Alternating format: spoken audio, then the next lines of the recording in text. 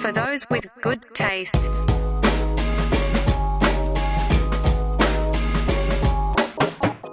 Welcome back, Tasties and Taste Stats, to another episode of FTW GT Weekly. It's your boy Lenny, joined again by D33 Ray and Disquarius T Jones. Dante, how are you? T Jones, huh? Terrence. Oh, okay. Yep. Sick. Terrence is your middle name now. Terrence. I go by Terry. Yeah. Scary Terry. Put it in reverse, Terry. And you should put your finger in reverse while you hit the like, comment, shares, and subscribe buttons on the podcast down below to start the podcast. Please, we'd appreciate that. You don't think that worked? Sure. Good. And this week we do have a lot of great news to get into, as well as the ever so liked taste test. Ooh. Whoa. Whoa. Wow. Whoa. I wanted to start this week off with something a little spicy, though, boys. Oh. Ooh. Spicier than the Chick-fil-A spicy chicken sandwich? Yeah, yes, because this one doesn't look good in the eyes of the Lord. Ooh. Oh. We're talking sex, boys. We're getting biblical. Let's talk about sex, baby. I'm not going to talk about you and me right now, Dante. That's why I didn't continue the lyric. So here's the thing, guys. Gen Z, those sons of bitches, want less sex in movies. What? There's a new study of 10 24-year-olds that found that 47% said sex isn't needed in most TV shows and movies, while 44% believe that romance is overused. First issue I have, math. Dude, I'm thinking out of 24 people? No, 10. 10 24-year-olds. Where do you even get 47%? Or 44. Yeah. That is puzzling to Yeah. me. Because here's what I initially read. Because it's 10-24. I was like, is it 10 to 24-year-olds? And I was like, well, they wouldn't ask the 10-year-olds about sex in movies, I hope. Well, they'd all be for it. Yeah, I'd imagine. So I love the Titanic. But yeah, so they said that sex isn't needed in most TV shows and movies and that they didn't want to see romance. And I'm like, well, you're going to need to not cut out a whole genre of movies that I enjoy. So the 44% of you that said romance isn't needed, go fuck yourselves. No, romance is, it is used to drive story pretty heavily. It's the crux of like every genre of movie that comes out. Yeah. There is a romantic like subplot in almost every movie. And it's not just like, I'm not just talking like rom-coms or like dramas. I'm saying that like most action movies can't really play correctly if you don't have like a romantic involvement that's driving some part of the plot. Like Die Hard wouldn't work if you didn't have John McClane trying to get to his wife. Right. Like the Rocky doesn't work if he's not yelling Adrian at the end of the fucking movie. I'm just saying. So like I don't, that one makes way less sense to me. The sex thing, there's like gratuitous sex in movies that I think is like sometimes like, well, it probably doesn't need to happen. But like the screen capture that they have for the, like, you know, as far as a movie example is they're using challengers. And Dante, you need it in challengers. Yeah. Like that three-way scene is kind of necessary to that movie. It's like one of the major parts of that movie. It's not just like gratuitous. It's not just there for the sake of being there. Also, that would kind of throw away the funniest scene of that movie. Yes. Yes. He slaps his boner.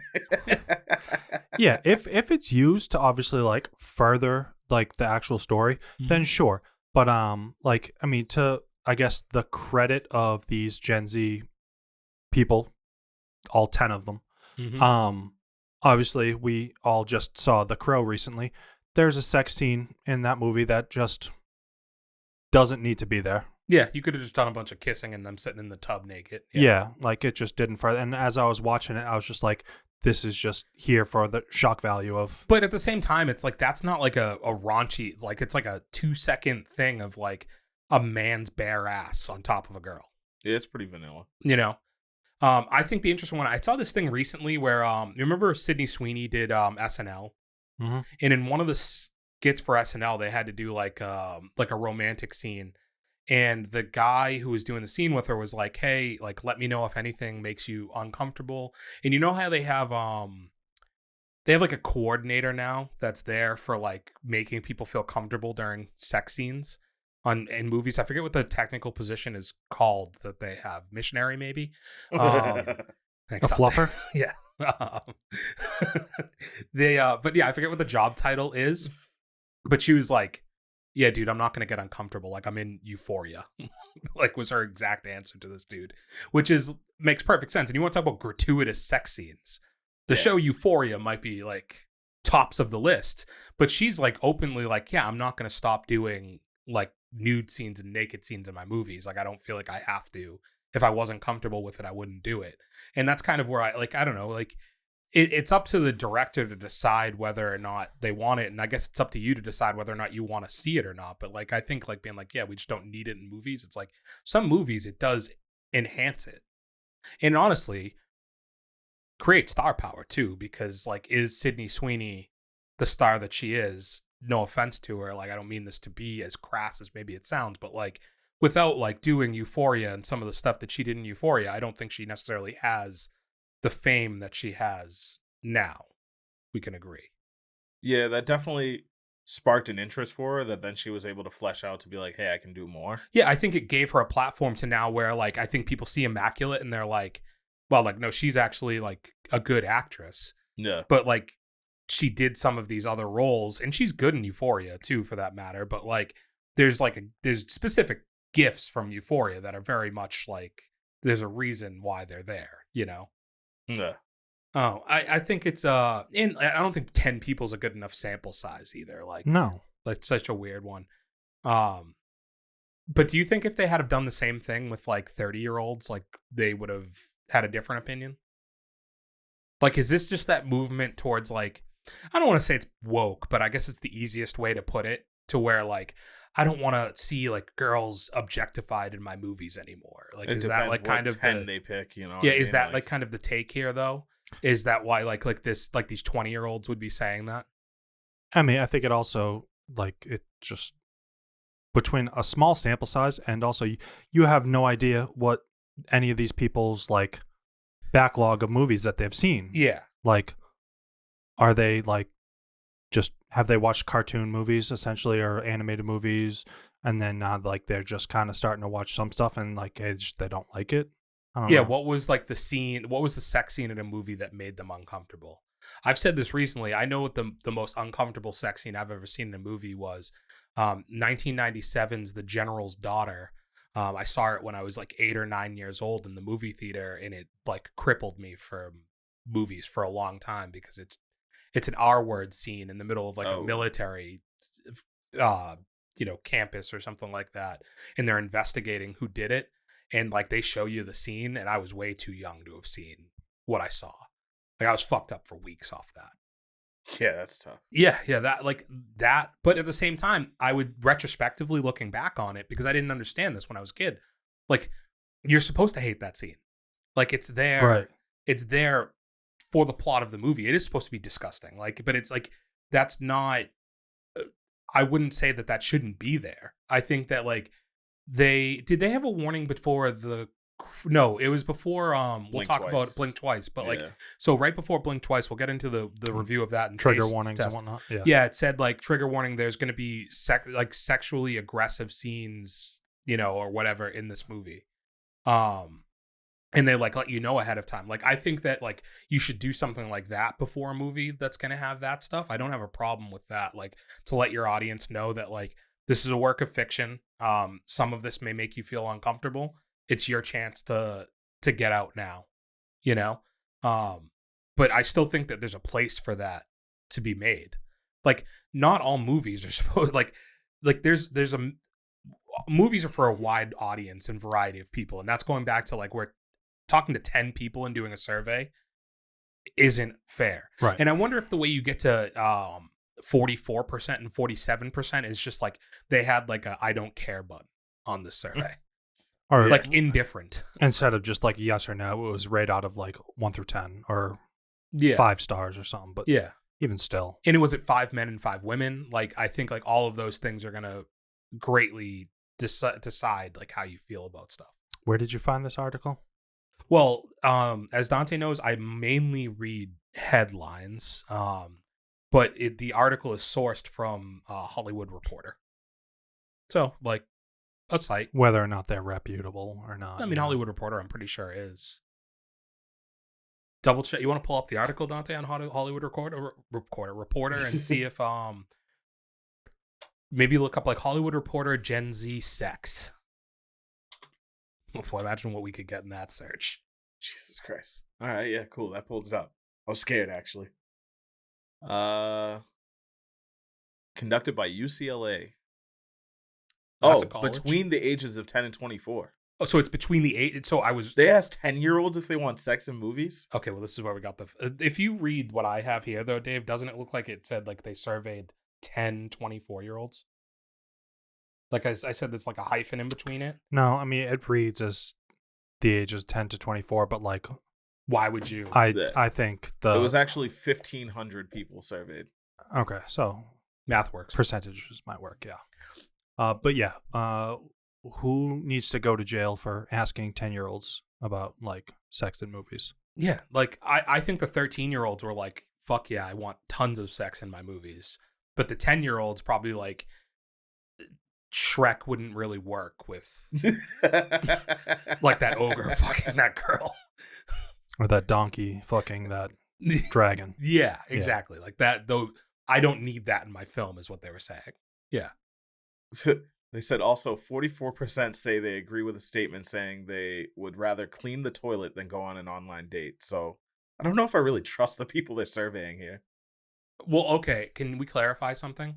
Does an online date mean meet somebody on Tinder, or does that mean like webcam?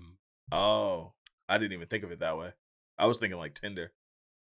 Oh, no, it might be the whole webcam part. Yeah, that could be that. You know, like I still think saying I'd rather clean my toilet is crazy one way or another. Okay, Well, I mean- Snow White. You got to clean the toilet eventually. Or is it, which one's the one who finds the glass slipper? Cinderella. Shit, that chick. All right. Anything else in there? There's just a lot of random takes in here. Then it's like Gen Z considers social media to be authentic media, with TikTok considered the most authentic platform. Dave, me and you are TikTok people. Is it an authentic platform?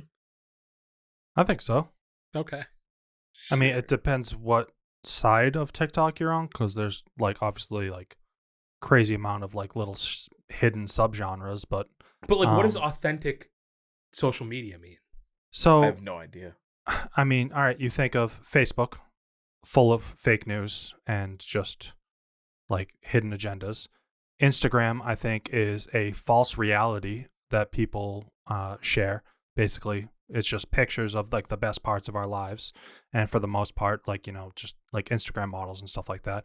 TikTok definitely has that side of it as well, with like just the Instagram models and It's mostly my TikTok dances and whatnot. But then you do have other parts where there's a lot of news.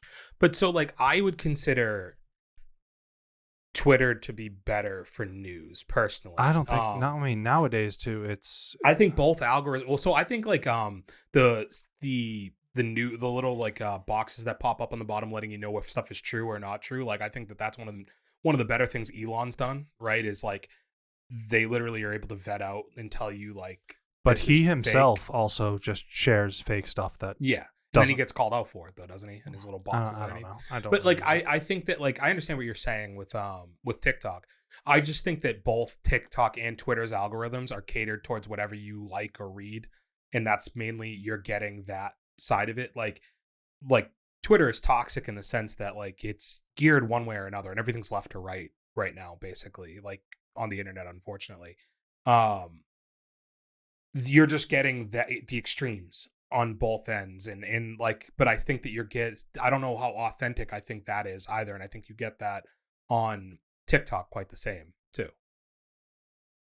I don't know, because you watch one of those videos, you're gonna get the same video from a different person in your algorithm. I mean, I don't feel like I get either side of the spectrum in terms of like the political fandom. Yeah, so but TikTok I'm just has saying, well like, less politics on it. I just like there's plenty of times where I just find news on TikTok that I didn't know was happening because I haven't been hearing it anywhere else. And if something catches my interest, then like I will do a quick Google search and like look into whatever the topic is. But like TikTok has opened my eyes on a lot of different things that I'm just not seeing information anywhere else. Do you think that's what China wants you to see? Taiwan. I think it's China. I'm pretty sure China. it's from Taiwan. Any other news from there though, Dante? Just two other things. They said racial stereotypes in shows were intensely disliked, basically saying people of color shouldn't portray a villain. Okay. And then I don't think racial stereotypes and people of color playing the villain are the same thing. It's not. Like, they just didn't like it. like I agree with like there's still like definitely White man bad. but there's also like this thing that like when you watch like a TV show, it's like you have the whole white cast and then you have like you still have the one person of color that they added onto the show to balance to it, meet a demographic. The token Yeah. black guy. It doesn't even necessarily have to be like the token black guy. It could be like an Asian person, Right. Well, or, now like, a they do Middle the same Eastern thing or- with like they all want to include like a gay relationship on their show or their movie or whatever, you know what I mean, to try Yeah. and be more inclusive. Yeah, that's all like just Hollywood boardroom shit. That's like we Yeah. need to figure this out. I was watching. It's funny though because I think you appreciate it when you see shows that don't cater to that, and I mean more so like have like a fully diverse cast. So like I was watching New Girl, and I was like, it did come to my mind where I'm like, okay, like this is like basically an even cast of like you have like your three white leads, but then you have, you know, two African American. You have Cece, who is Indian, yeah.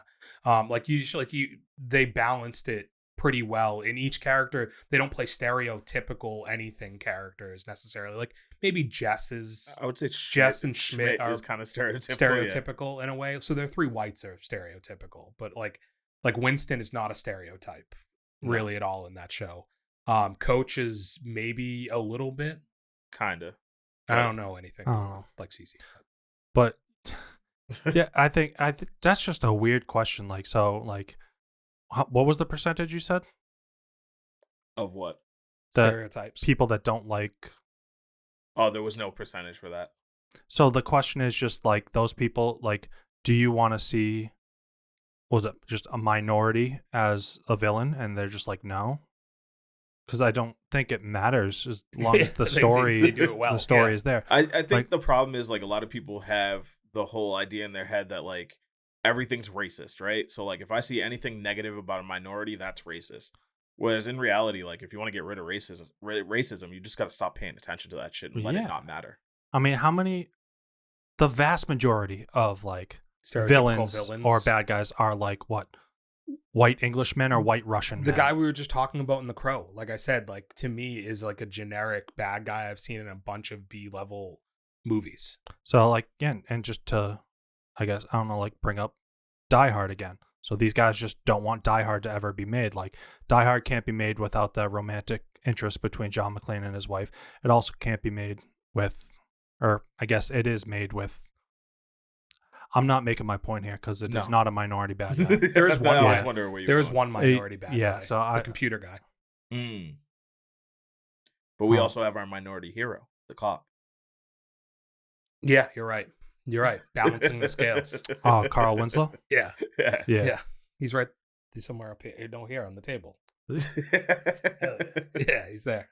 Representation. No, what was his name? Johnson. No, Because there's two cops that I think had the same name, isn't there? yeah. So those are the FBI guys, and I think you're right. They are both Johnson. Was it? Sergeant Al Powell. Yeah, No, Powell. And the one last thing I wanted to throw out there was this study was provoked after No Hard Feelings, saying that her nude scene was unnecessary. I thought it was a great nude scene. Yeah. It's a pretty good one. Also, I sometimes just watch the scene of him playing the piano in the restaurant just because, like, I think his singing is so. Oh, Good. okay. I forgot about that scene, yeah. I was trying to remember what movie it was. Yeah, that sex scene was awkward. But that movie's meant to be awkward. I Yeah. know, but like, but they're talking about the nude scene of her at the beach. On the beach, yeah. oh, I'm thinking the one like towards the end of the movie where like he doesn't penetrate. Yeah. It's okay. Let it happen. I mean, the movie's meant to be awkward. Like literally, like his character is awkward. I mean, just that scene where like they both already know, or he knows that she's faking it, but like just kind of not forces her to go through with like actually have a second. It was very weird. Yeah, okay, I get it, and that it spurred this. But I think that's a device of the movie too. Like, I don't remember. I get what Dave's saying, where like that probably didn't need to.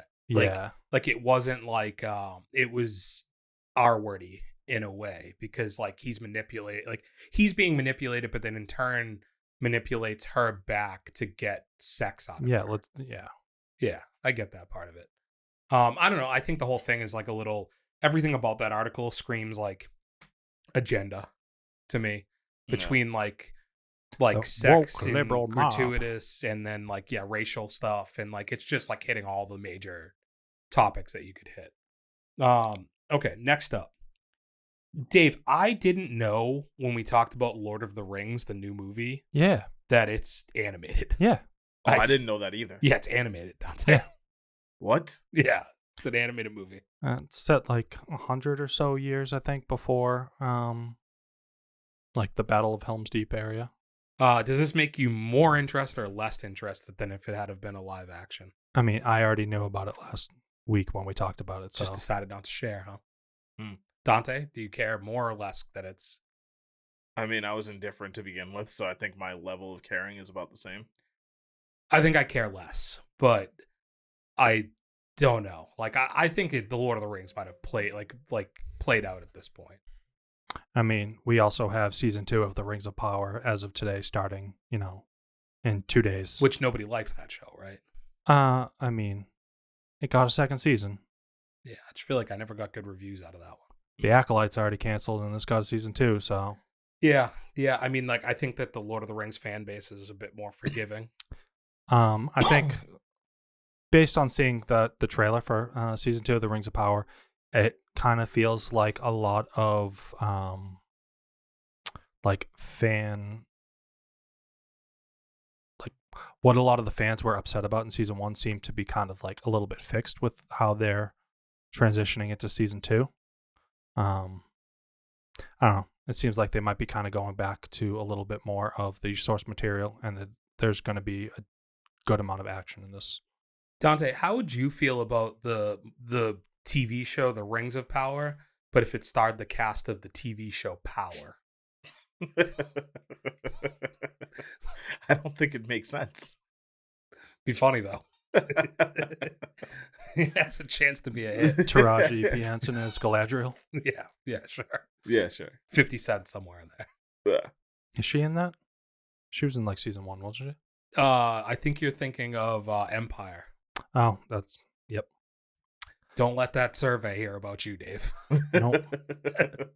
What is Power? What? You don't know the Book of Power? No.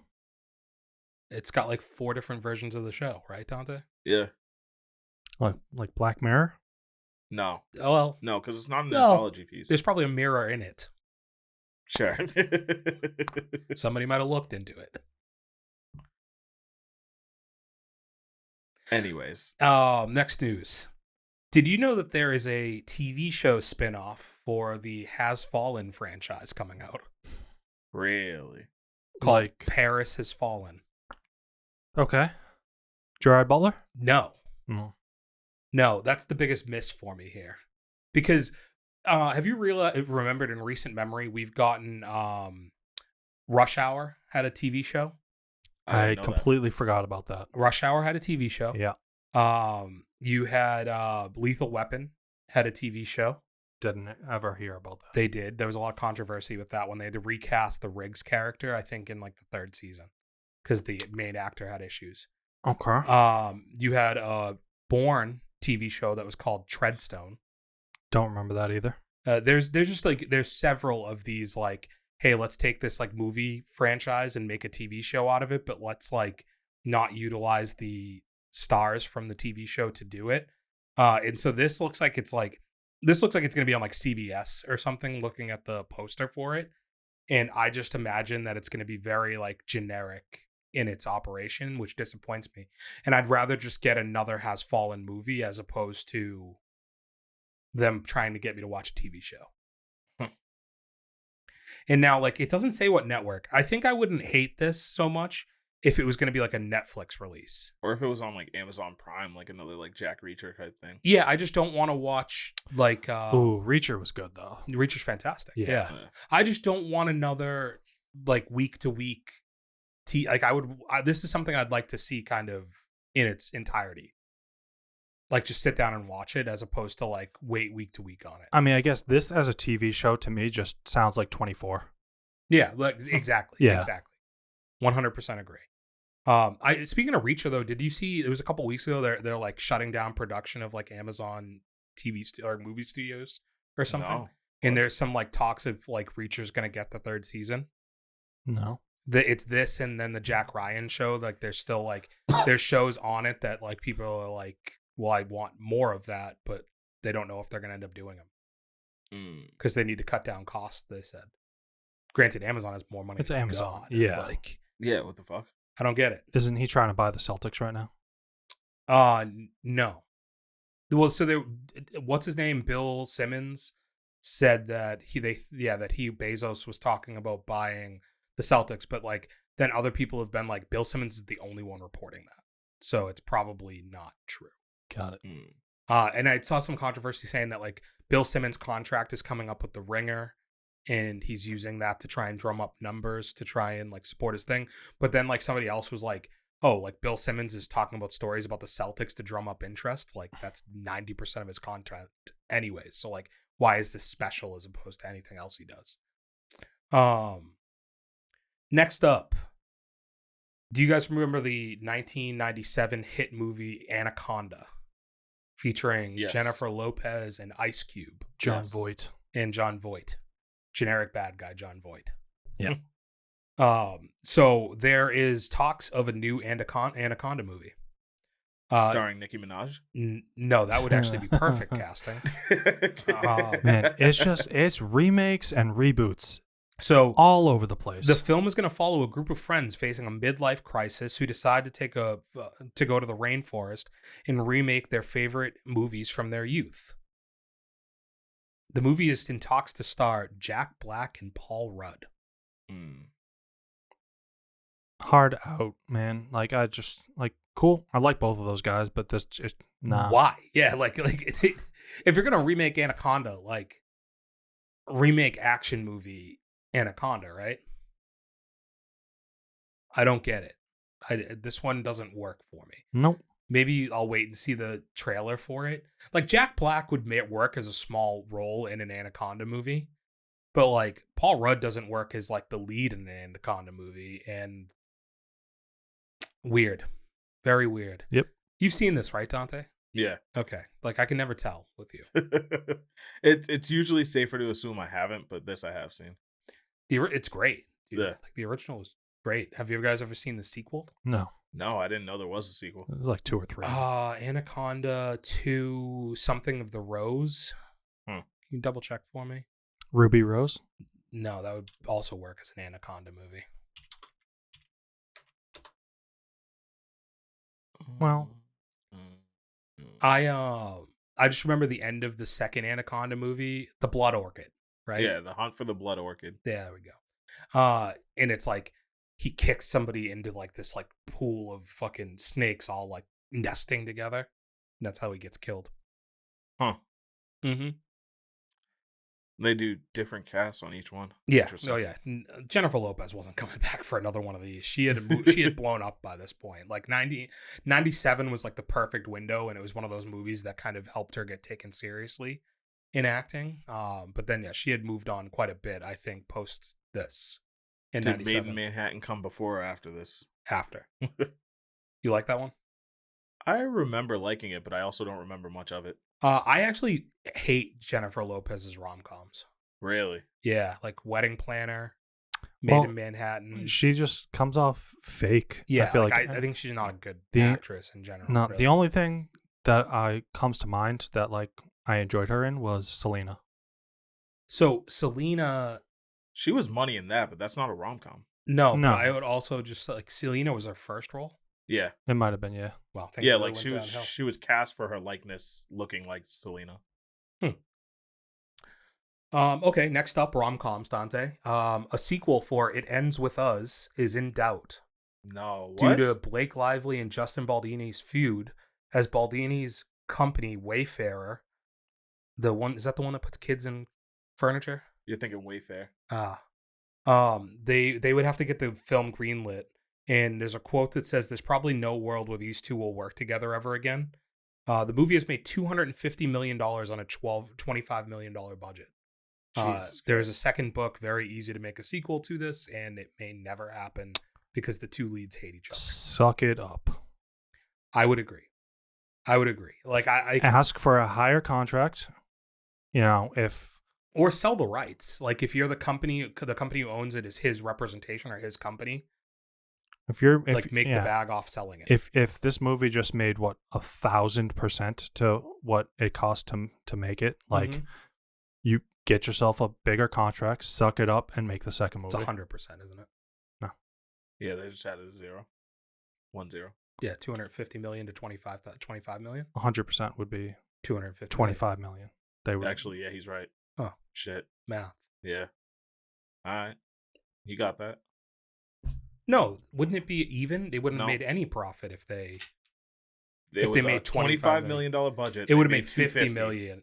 Yeah, you're right. It would have made 50 million in total to make 100% profit. Mm-hmm. Yeah. Good man, Dave. That's why we got you here. Do the simple math that we can't do. Quick maths. But me and you talked about this, Dante. It really sucks that you wouldn't get a sequel to a movie that did well, just because like. I also don't think them selling it off would work either because like you can't continue this with a different cast. Well, and I guess that's why it'll never happen. It would just be Yeah. the one guy who gets recast. Even then, I don't know if that works. Like, it doesn't. Like, he's not as involved in the second as he is in the first. But at the same time, it would definitely fuck up, like, continuity for you as a viewer to watch and see a totally different actor playing one of the main roles in the movie. Yeah, it's like he's gone and all of a sudden we get the guy from Monkey Man. I mean, that would be a really big distraction. Dev Patel? Yes, you went Dev Patel. We couldn't find another generic like in shape white man to play it. We had to go Dev Patel. Yeah, that would fuck me up. Yeah, but like that might be a plus actually. Like if you're gonna do it, swing for the fucking fences, dude. So we found this guy. It's Morris Chestnut. Yeah.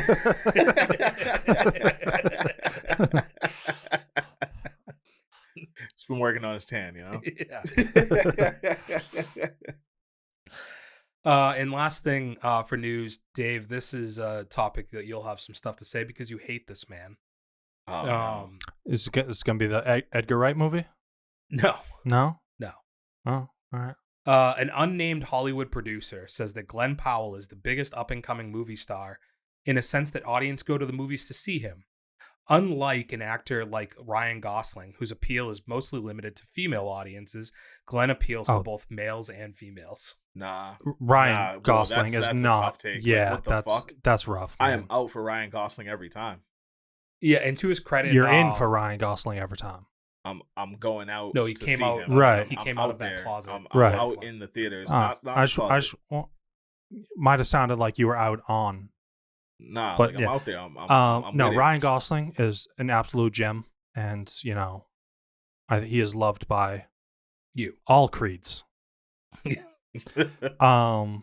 But no, I mean, so kind of similar to what I was saying. It sounds like Glen Powell has signed on to a new Edgar Wright movie, basically reprising The Running Man. Yeah, that's filming this fall. Yeah. So I don't know. I love Edgar Wright. Running Man was good too. Yeah. I really would quickly want to throw out there, Glen Powell, to his credit, has since in the past hour commented on this post about the unnamed like Hollywood person, and he said Gosling is a legend. I'm just Glenn. Hell yeah, it's a good response. That's cool. Hell yeah. Yeah. Glen Powell has a TV show coming out that looks a lot like Eastbound and Down, kind of. where he plays like a football player or some shit. Okay. I don't know. He's in a lot of stuff these days. I think like it's shitty where like you feel like you have to create competition and compare when I think both in their own right are very successful. And you don't need to boost up Glen Powell more than he's already boosted up in current standings in Hollywood to then just to take down Ryan Gosling, who to me, like Gosling, there was a comment that was like Gosling made Blade Runner, Drive, and I forget the other movie that are all like very heavily geared towards like male audiences. Like he has a male demographic. Like I think all three of us are pretty big fans of Gosling. Yeah. Like I love the guy. I watched Crazy Stupid Love this week. And I was like, he's my dream man. I mean, I don't think they compare. I mean, and Ryan Gosling, I think, picks and chooses the roles that he plays. He's not trying to do those movies Right. that are going to do $1 billion in the box office. Where or he would have been in Marvel by now. Where I feel like part of like the reason like I'm not necessarily a fan of Glen Powell is it feels like whoever him and his agent are just accepting any single job and for any single movie that like anybody wants him in. He's just in way too much, way too quickly. I don't think that's necessarily fair. I think he said himself, like he grew up going to the movies to see like blockbusters, and like he grew up like loving the experience of going to the theater, and he's kind of molding himself after like Tom Cruise, who's clearly somebody he looks up to and they have a good relationship, in that he's making movies that are that scale. And I think that that's going to draw that type of audience to where you can say that he's a legitimate box office draw, is that all of these movies that he's picking for the most part are things that play well in a theater that are larger than life. Some of them are remakes, twisters, or reboots, whatever you want to call it, Running Man. Like, and then he's got the rom-com audience, so he's able to draw in both demographics. But I don't think he's choosing anything and everything so much as like he's strategically choosing things that are big budget films. Yeah, I'm with that. I mean, I agree he's picking up a lot, but I don't think he's just taking on whatever. Whereas like Gosling definitely made a decision in the mid 2010s rather, to be like, I'm going to do more of like your artistic choices. I think you'd equate him even to like a Bradley Cooper in a way, with which Cooper has like Guardians, but he's not really in Guardians. But Cooper is very much like, I'm doing like the maestro and like shit like that. That's more acting heavy than I'm trying to do big budget films to draw in a box office. I just think their goals are two different things and what they're making movies for right now. And I think that that's where it's not really fair to compare either one of them to the other. It's just easy because they're both like mid 30s to late 30-year-old white males who are very attractive, that you can be like, we need to compare their success. And it's like they're not shooting for the same net right now. So I don't think that's fair, you know? Also, like Gosling's been established since like 2006 or 2005, something like that, versus a guy who really didn't become established until 2020. Like that's also not really fair. Like they're just in two completely different parts of their career, where like Gosling did The Notebook and never had to do another fucking movie if he ever wanted to, other than like what he wanted to do after that, you know? I think that's all I had. Yeah. So let's get into it, guys. Who has it this week? Do you have it? Damn, I don't know. I generally, if I'm being honest, if I'm telling the truth, I feel like I always have it. Debatable. I feel like I'm week to week. Yeah, it's like an up and down. Yeah. Sometimes you catch it like a cold. Yeah. Taste.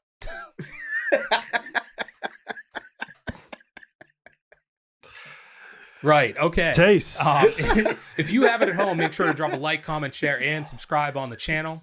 We're not talking colds. We're talking taste. Dante, let's talk Blink Twice. All right, cool.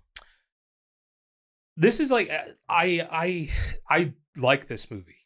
I'm surprised. I think I like it for the mere fact that I think Channing Tatum is amazing. Was really fucking good in this movie. So, I mean, there's two things I liked a lot about this movie.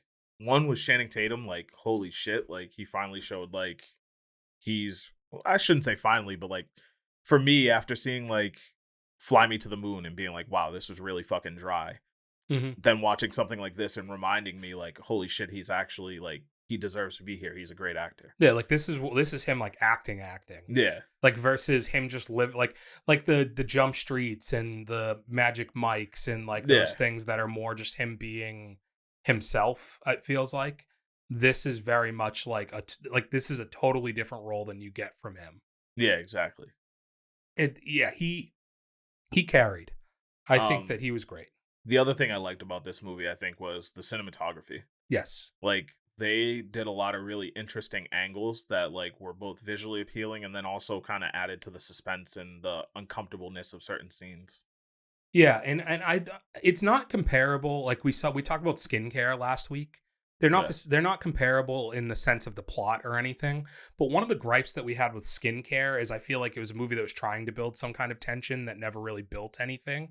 Whereas I do think that this movie successfully, like you're watching this movie the whole time, seeing the trailer, knowing inevitably that like there's more going on in this island than what meets the eye. Yeah. And you get the prompt before the movie even starts, letting you know that like there is like sexual violence in this movie. So you know that there's shit coming. But even through all of that, the pacing in the way it's filmed, the cinematography build the movie in such a way that you're still like, when's this going to go bad?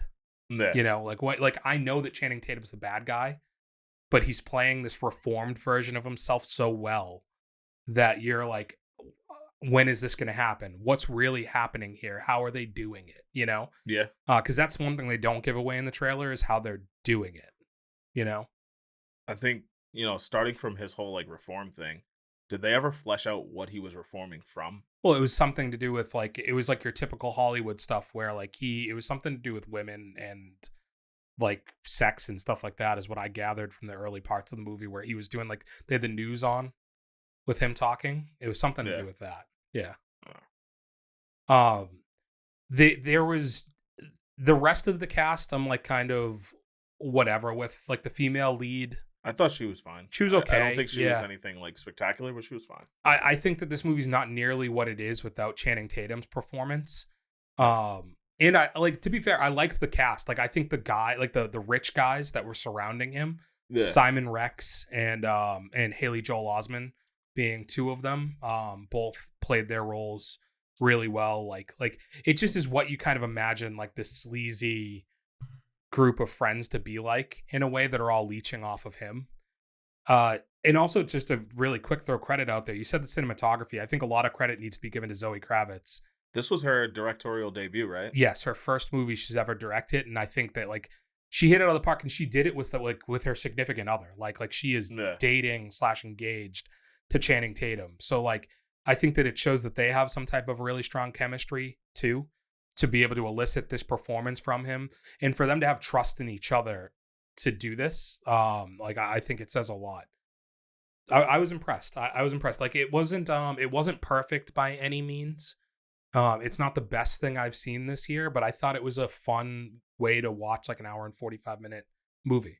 And I didn't find it as fun, but no, like I said, I mean, like we highlighted it right in the beginning of this. Like there are things about it that I appreciated, right? Like Channing Tatum's performance, great. Like the cinematography, loved it. Like Zoe Kravitz's direction and kind of bringing all that together into life, like I thought was okay. I think the story kind of missed on me. This is another one like similar to like Skincare where it's like I didn't like it and I don't really know exactly what I would put my finger on as to why. Okay. I don't know. Like I said, I don't think it like rewrites like history as far as like the storytelling in it, but I thought it was like strong enough in what it was trying to execute. And I thought that it built up to a third act that was pretty enjoyable for me. Like when shit finally like hits the fan and kind of goes haywire, like I thought most of that was pretty enjoyable. Yeah. I mean, I did enjoy the action, like some of the like kills and whatever in that act. Yeah, I don't know.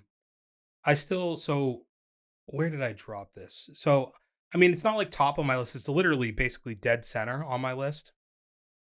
I gave it 3 stars because of Channing Tatum because of the cinematography and the direction. And I have it at 25. I wanted to give it 2 stars, and I gave it the extra half a star for Channing Tatum in the direction. So I gave it 2.5 stars, and I put it in at 39. Yeah, okay, so you still have it pretty low on the list. Yeah. Like I said, I mean, I didn't like this movie. There was parts of it that I enjoyed and appreciated, but the movie overall just kind of was a miss for me. Okay. All right. I mean, I would recommend going to see it for people out there if you're looking for like a thriller. I mean, even going through like the Letterboxd reviews, like it's very like polarizing. Like it's either like a 1.5 star review or a 4-star review. So like I feel like it really all depends on you as a viewer on what side you'd fall on this. So I don't think I'd say like don't go watch it, but I'd say, hold back your expectations, I guess. I don't know. Yeah. I don't think, and I don't think I went in with high expectations. But yeah, I came out pleasantly surprised by it, I thought. Yeah. Dave, you got anything?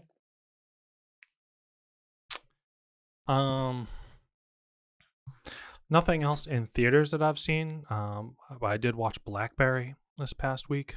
Okay. That has Glen Powell, Glen Howerton. Howerton? Yeah. Yeah, sorry. And Jay Too many Baruchel. Glens. Yeah. I've heard it's really good. Yeah, I really liked it. I mean, it was just I'm sure it was a dramatized version of real life events. Mm-hmm. But I mean, obviously learning a lot about the BlackBerry company and, what used to be the most powerful or most popular phone on the market up until the iPhone basically just completely knocked them out of existence. Yeah, great movie, great acting. They didn't give any shouts to the sidekick in that? That's going to be the sequel. No. It was really nothing but the BlackBerry until Steve Jobs' iPhone 1 announcement. They're going to do the sequel, which is Sidekick, and then they're going to do a prequel that's the Palm Pilot. Actually, no. Palm was in this because they already tipped their hand.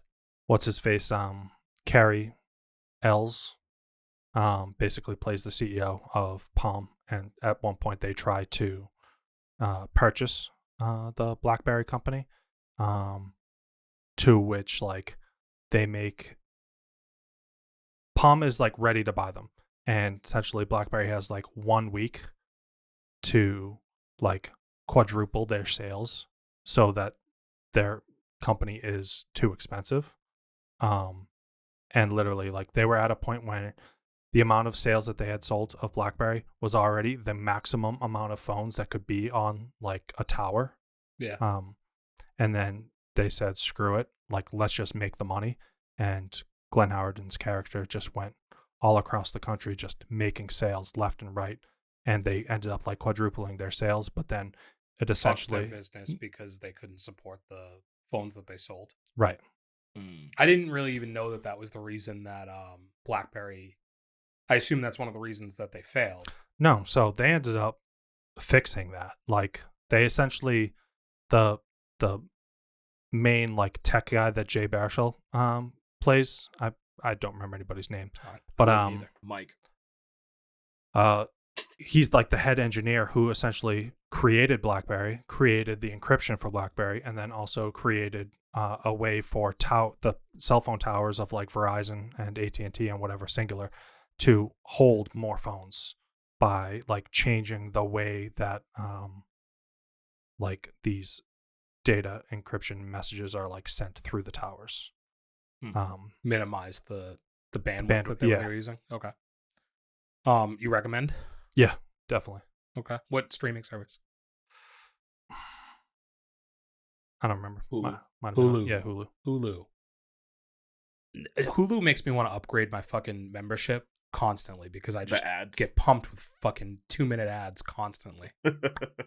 I mostly watch on my computer. I don't know. Like an ad skipper extension on Chrome. Oh, okay. I zone out. I don't know if I don't ever remember even seeing ads if they come up. I might just pick up my phone for like 2 minutes and the next thing I know it's back on. Well, like so I'm watching a TV show on there now for I'll throw this in my taste test real quick, right? Like I started watching Greek. Mm-hmm. Dante, I think you'd like Greek. in like just watching a TV show on there is tough because you're just like inundated with 3 or 4 ads every episode because they're 45-minute episodes, and like it's hard to not have it stand out in a way. Surprising enough, like how like after all these years, like Netflix still has just never pumped ads. Well, there's an option. Is there? It's just most of us are grandfathered in on like, or we've already paid for the versions that don't have it. That'll do it. But Netflix has like 6 different tiers. You just, since we've had it for as long as we have, we would never look at downgrading it at this point, and you lose things like 4K and some of the other stuff to downgrade to ad versions. Whereas like Hulu, it's like you either have ads or don't have ads, but it's all 4K, right? Whereas Netflix is like you could have one screen 1080p with ads for like $9 a month or something, as opposed to like 16 or, well, it's probably $20 a month that I pay now to have 6 screens and 4K, you know? Yeah, whatever my account's at is whatever Netflix launched at. Yeah, and when they had their streaming service and their disc service. Mm-hmm. Yeah. You just had it that way. Yeah. You were getting discs from them? Oh, yeah. I had Gamefly. I never had the disc version of Netflix. Did that as well, yeah. I had Gamefly. That's how I beat the first Uncharted game. I remember. Yeah, I remember I was in college, and it was literally the only thing that I ever used my dorm room like mailbox for is Gamefly. Getting movies. Well, both Netflix and Gamefly. Gamefly was awesome. Like, it's unnecessary now. It is kind of shitty though. Like, do you think on streaming, like on console, like digital, if they gave you the option to rent, people would do it? Well, as opposed to buy.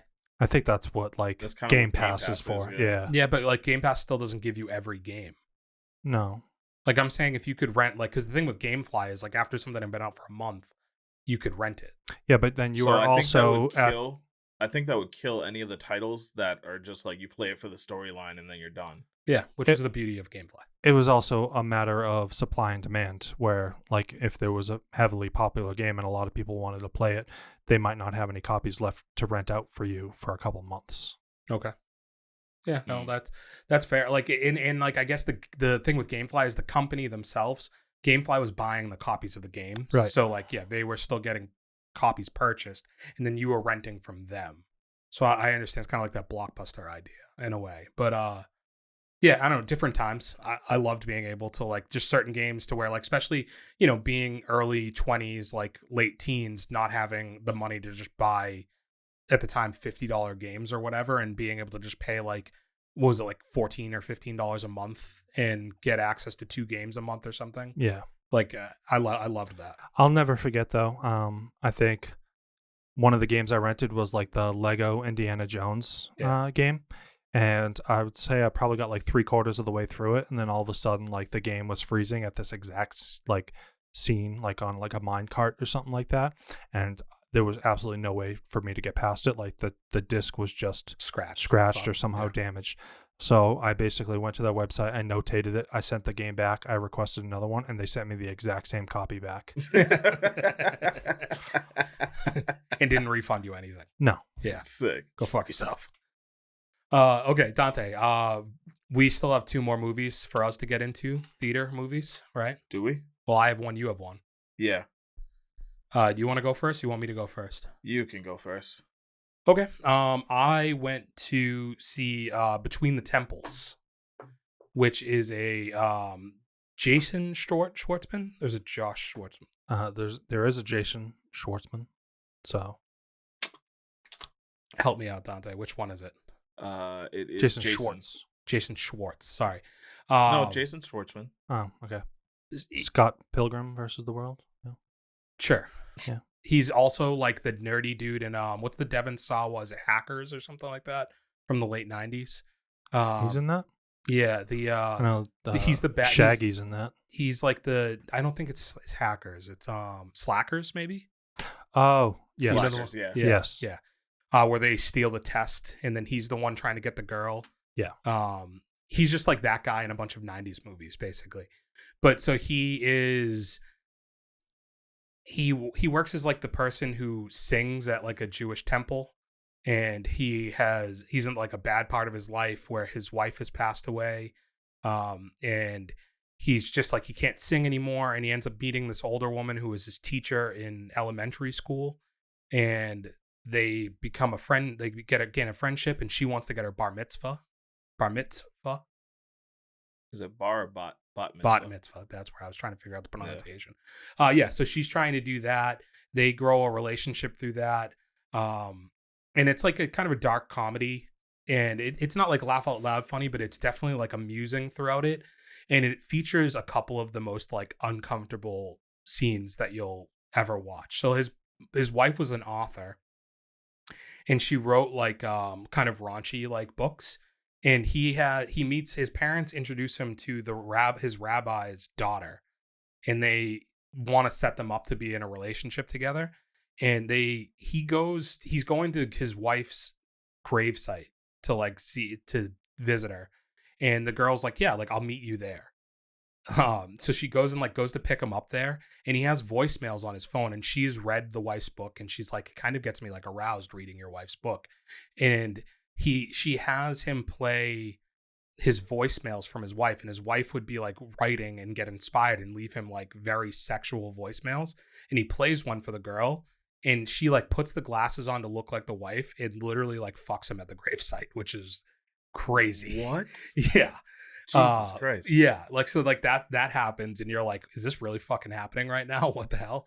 And then towards the end of the movie, I told you this, Dave, but like there is a dinner scene at the very end of this movie that is the most like you want to hide your face from the screen for like 10 minutes because it's so uncomfortable, this dinner scene that they set up.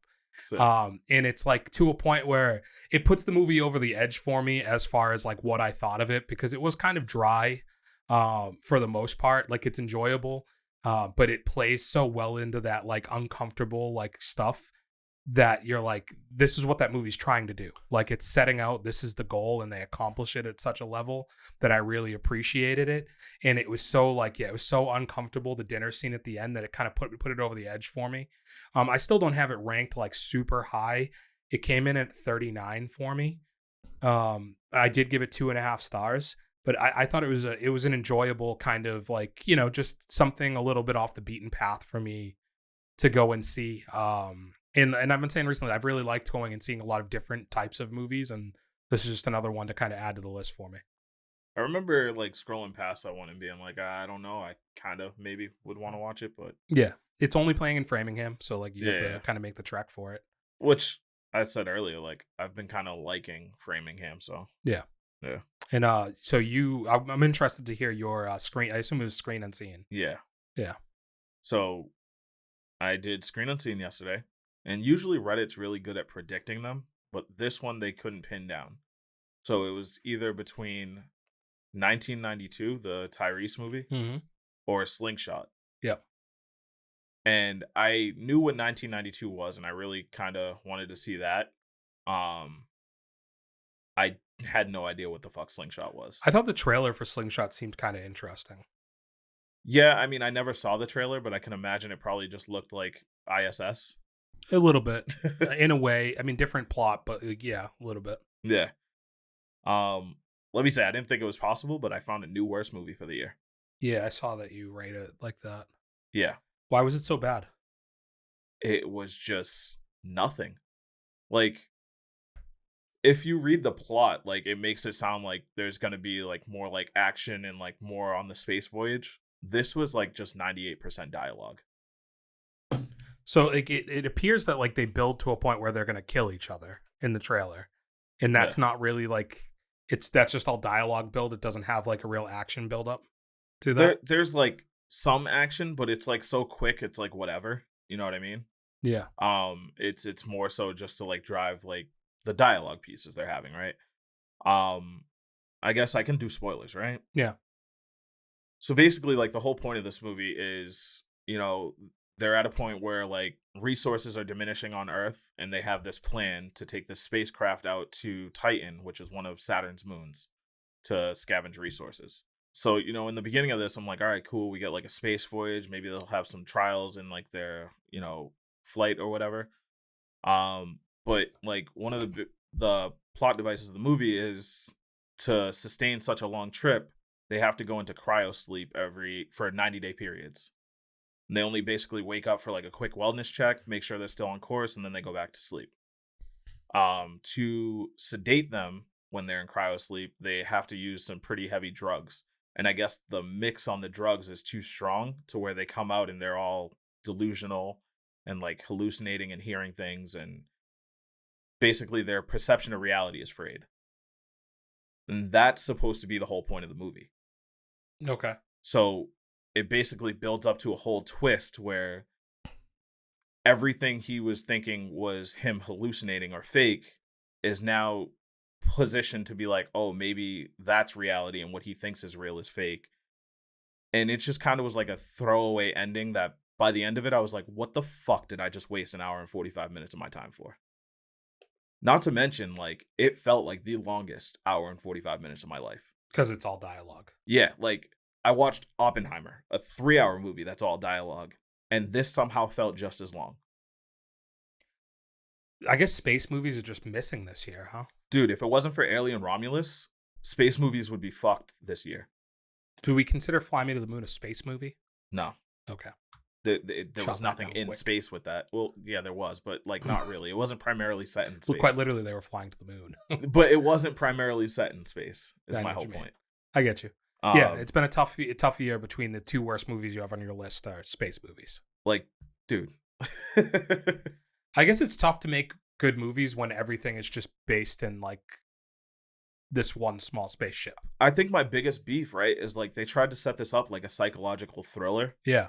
But That's what the trailer definitely does. Yeah, but it didn't really pull on any of those strings correctly, I don't think. And then at the end, when you think you're finally going to get like something out of this story, like there's people getting up and leaving like all throughout this movie. Really? And I'm sitting here riding it out like, cool, I'll get another one on my list. Like, I got to let them cook. Like, they're going somewhere. And the ending probably pissed me off more than anything. Because like I told you, the whole thing is he's struggling to perceive what's real and what's fake. And can I spoil it for you? Do you care about this movie? I'm going to see it. So. You are going to see it? Then I won't spoil it. Yeah. Just know the ending will piss you off. Fair enough. We'll come back to this. Put a pin in it. Yeah. Do we have anything else on our lists, boys? That was it for me. I think I'm good. Yeah, I don't think I have anything. Yes, we have 1992 this week. We do have Slingshot if anybody wants to see it after Dante's stellar review of it. Half a star, last on my list. Damn. I would have gave it 0 if I could. I'm interested in 1992. I feel like that's like Tyrese doing Waist Deep all over again. Yeah, but I like the time period piece on it. Yeah. It looks like it's an interesting. It's like a more cast serious Waist too. Deep. Like I like Scott Eastwood. So yeah, I'm up for that. Horizon is on Max, guys. If anybody wants to watch that again. According to IMDb, this 1992 movie came out in 2022. That's probably when when it was production filmed, started. Yeah, because IMDb does that a lot, where it'll put the year of production rather than the year of release. Yeah. Mm. Okay. And like some of these movies, even you'll get like it might say 2023, but it's got like shoot. it's been filmed at like it's been released at Cannes and stuff like that. Yeah. Ray Liotta's been dead for a while. Yeah. And he's in this. Yeah, like they'll show it's like it's gone through all like the Sundances and shit like that before it ever gets like a major theatrical release. But yeah, like I like a Tyrese movie. Have you guys ever seen Black and Blue? Nope. Nah. All right, it's on my Vudu. Take a look. It's Check good. it out. Yeah, it's a good time. Yeah, so if that's all we got, it's been real. Let us know if you saw any movies, you're going to see any of these movies coming up in the near future. Should there be sex in movies still? Yes. Yeah, I think we all agree. And who's better, Glen Powell or Ryan Gosling? Hit us up in the comments. Until next week, make sure to like, comment, share, and subscribe. We are out. Fale deuces. Peace. Gunshots in the air. Hit them with that bang, bang. Ski. For those with good taste.